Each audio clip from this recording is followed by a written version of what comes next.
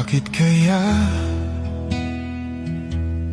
Bakit ka ba naghihintay?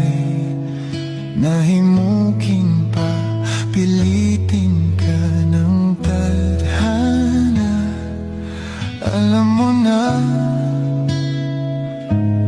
kung bakit nagkakaganyan.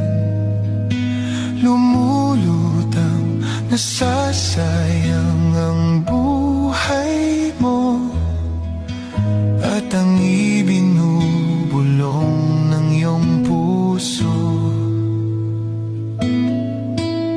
Natutulog ba ang Diyos? Natutulog ba